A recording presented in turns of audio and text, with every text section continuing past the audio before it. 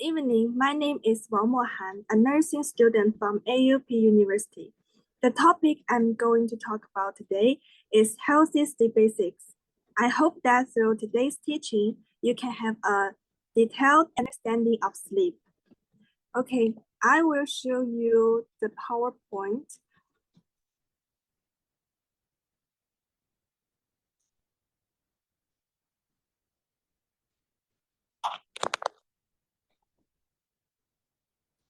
Okay, we will explore this topic from 8 aspects. What is healthy sleep? Recommended sleep duration, the importance of the regular sleep schedule, effects of sleep deprivation, building health sleep habits, melatonin and blue light exposure, the relationship between sleep and the immune system, summary and action plan. The first aspect is what is healthy sleep? Sleep is more than just a break from daily activities. It is a vital process where the body restores energy, repairs cells, and the brain organize thoughts and memorize. Healthy sleep means getting enough hours, maintaining a consistent rhythm, and going through a full cycle of sleep stages for optimal physical and mental health.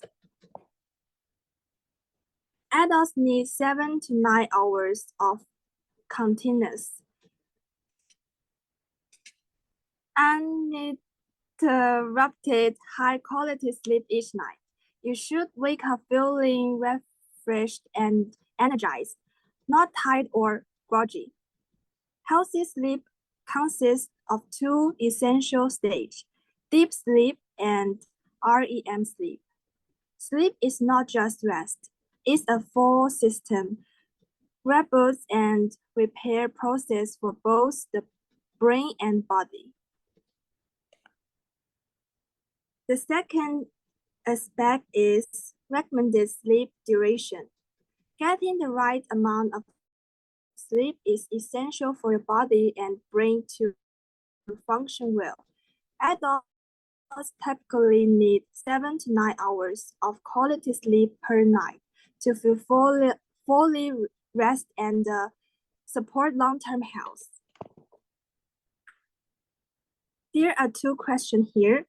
How many hours do you sleep on average each night? What's the last time you've gone to bed recently, and what caused it?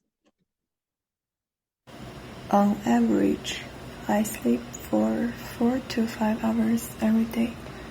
The latest time I slept was at 4 a.m. The main reasons are studying for exam and using my phone.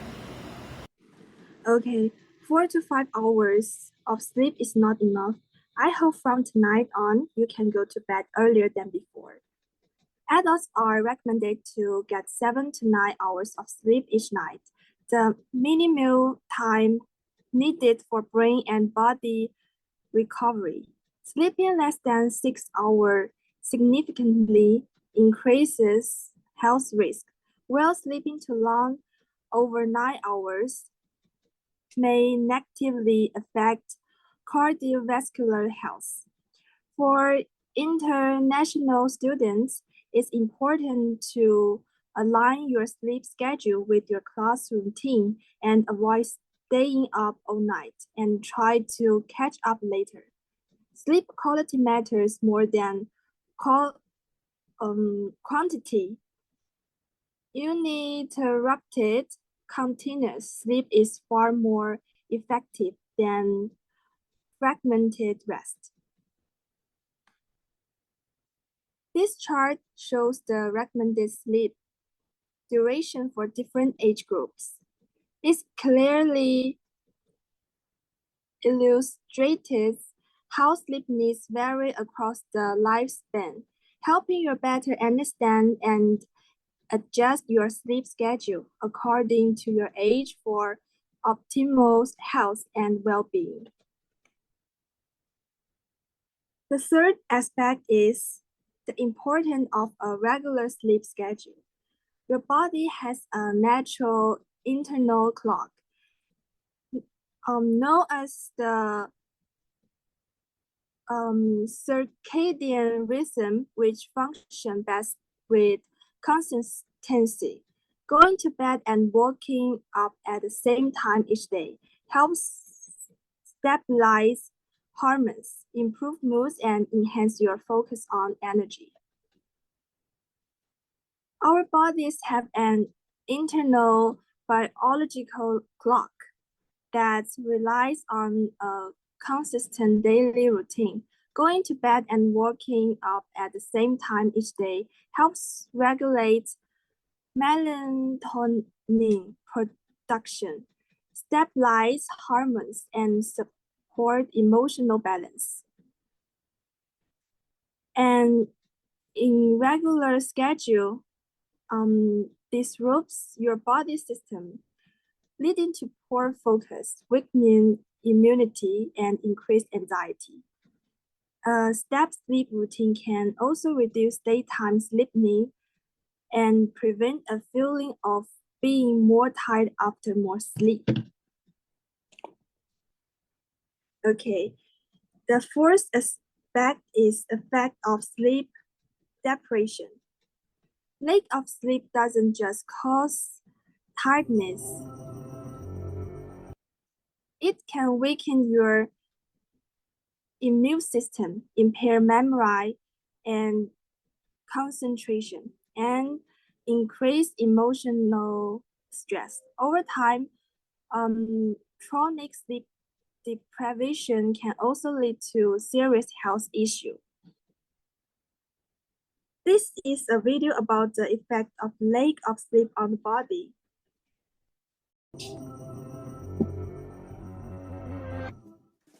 In 1965, 17-year-old high school student Randy Garner stayed awake for 264 hours. That's 11 days to see how he'd cope without sleep. On the second day, his eyes stopped focusing. Next, he lost the ability to identify objects by touch. By day 3, Garner was moody and uncoordinated. At the end of the experiment, he was struggling to concentrate, had trouble with short-term memory, became paranoid, and started hallucinating. Although Garner recovered without long-term psychological or physical damage, for others, losing shut-eye can result in hormonal imbalance, illness, and in extreme cases, death. We're only beginning to understand why we sleep to begin with, but we do know it's essential. Adults need 7 to 8 hours of sleep a night, and adolescents need about 10. We grow sleepy due to signals from our body telling our brain we are tired, and signals from the environment telling us it's dark outside.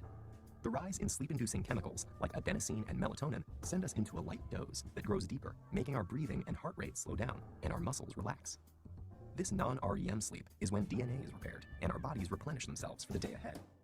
In the United States, it's estimated that 30% of adults and 66% of adolescents are regularly sleep deprived.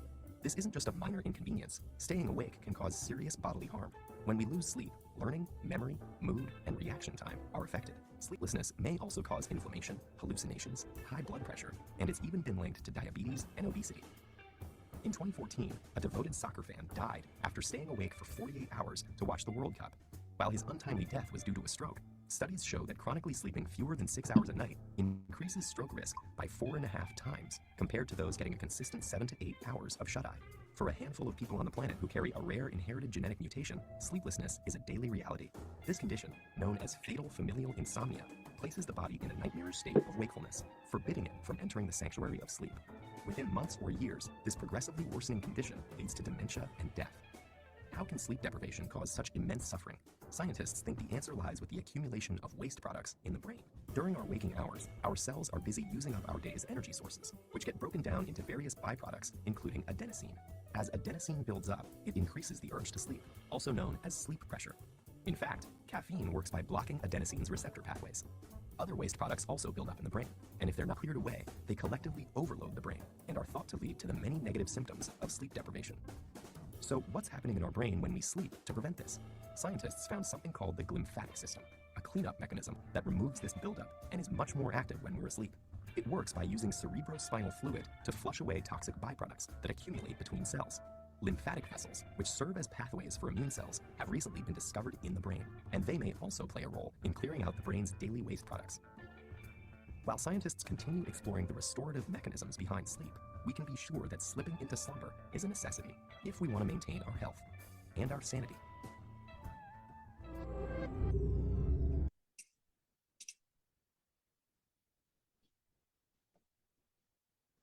Okay, these three discussion questions were raised based on the content explained in the video. I will give my answer. You can also come up with your own answer in your mind and see if our viewpoints are the same. The first question, what is the biological reason that people who don't sleep enough tend to get sick more often? Sleep is when the body produces and releases cytokines, proteins that help fight infection and inflammation. Without enough sleep, the production of these immune boosting substance decreases, making the body more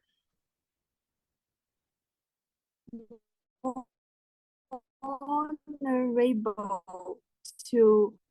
The second question is, in what ways does sleep deprivation impact learning, memory, or focus?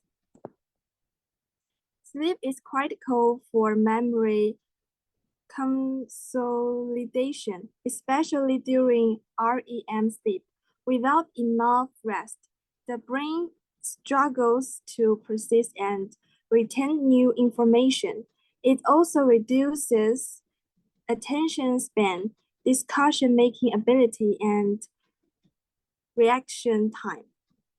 The third question, how is a sleep deprivation brain similar to someone under the influence of alcohol? Yes, the analogy is supported by research. After 20 to 24 hours without sleep, cognitive performance, coordination, and judgment become as impaired as someone with a blood alcohol level above the legal driving limit. This makes everyday tasks more dangerous and error-prone. Lack of sleep weakens the immune system, making you more vulnerable to cause infections and illness. It impairs cognitive functions such as concentration, memory, and reaction time. Emotional stability is affected. You may feel more anxious, irritable, or easily frustrated. Augmented performance suffers. Even if you study hard, sleep deprivation reduces your ability to retain and process information effectively. The fifth aspect is building healthy sleep habits. Creating a sleeping-friendly routine and environment can significantly improve your sleep quality. This includes setting a regular bedtime, avoiding stimulated, and practicing relaxing activities before sleep. There are still two questions. Just answer based on the actual situation. Do you think your current room environment is sleep friendly? Have you ever tried soaking your feet or meditating before bed to help you relax? I live in the school dormitory. I don't think the living environment has affected my sleep. I don't have the habit of doing meditation or soaking my feet before going to bed. Okay, later you can also try doing some meditation before bed or taking a foot bath. Maybe it will be helpful for your sleep. Set a consistent bedtime and wake up time, even on weekends. to regulate your biological clock. Engaging in relaxing pre-sleep activities such as reading, soaking your feet, meditating, or journaling to help your body transition into sleep. Avoid late night snacks, coffee, and sugary drinks, and intense physical activity. Stop at least 2 hours before bed. Optimize your sleep environment. Keep your room dark, quiet, and cool. Use an ice mask or earplugs if you are in a noisy dormitory. The sixth aspect is melatonin and blue light. Melatonin is a natural hormone that helps regulate your sleep-wake cycle.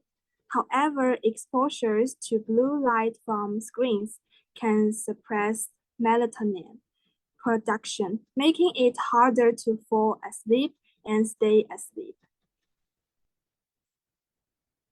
Melatonin is the body's natural sleep hormone, which raises in the evening when the environment gets darker. Blue light emitted from screens, phones, computers, tables suppresses melatonin production and daily sleep onset. It's recommended to reduce screen time at least 1 hour before bed. Avoid scrolling through your phone or social media. If screen use is unavoidable, enable night mode or blue light filters to reduce its impact on melatonin levels. The seventh aspect is sleep and the immune system. Sleep plays a critical role in strengthening your immune defense. During sleep, your body produces immune supporting substances and repairs damaged cells, helping you stay healthy and recover faster from illness. Here is the question. Have you ever noticed that you are more likely to catch a cold or feel emotionally low after staying up late? I did. I have cases of catching a cold and even having a fever. This happened after I often stayed up late. It seems that your body has been harmed by staying up late. I suggest you should avoid going to bed later than 11 p.m. Sleep is a critical period for the body's self-repair, including the restoration of the immune system. Lack of sleep reduces the production and effectiveness of immune cells, making the body more vulnerable to infections. Good sleep strengthens immunity, shortens recovery time from colds, and lowers the risk of chronic illnesses. The last aspect is summary and action plan. Understanding sleep is the first step. Now it's time to take action. By applying healthy sleep practices in daily life, you can boost your immunity, improve focus, and enhance your overall well-being. Key points start with these 3 changes. The first is set a fixed bedtime every night. The second, stay away from phones and computers at least 30 minutes before bed. Try relaxing activities instead. The third is maintain a regular sleep schedule for at least 5 nights a week and avoid staying up late.